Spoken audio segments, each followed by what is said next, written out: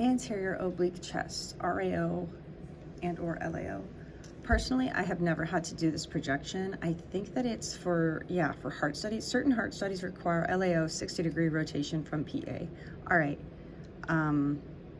regardless of whether or not I've done it, if you are ever required to do it, you're gonna angle them like a 45-degree angle. So it looks kind of like you're doing a rib study. So he's in this funny position with his hands just to get his arms and shoulders and hands out of the way of the image.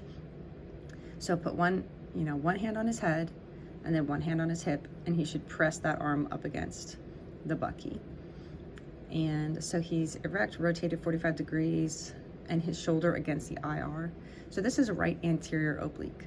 The reason we call this a RAO is because you always, if you're indicating right or left, and he's not, exactly, this isn't a lateral view, this isn't a perfectly frontal view, you can't really say whether or not, whether he's right or left. He's at a 45-degree angle. He's like basically midway between both. So what do you do? What you do is you indicate the closest part of the body that's touching the board, okay?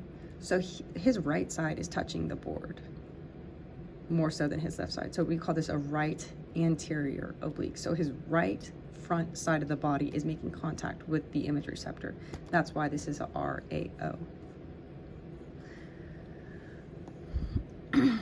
So again, your central ray is level of T7, thoracic vertebrae number 7, SID 72 inches, and do this on full inspiration. And note, site of interest should be furthest away from IR on anterior oblique and closest to IR on posterior oblique. Okay. KVP 110 to 125.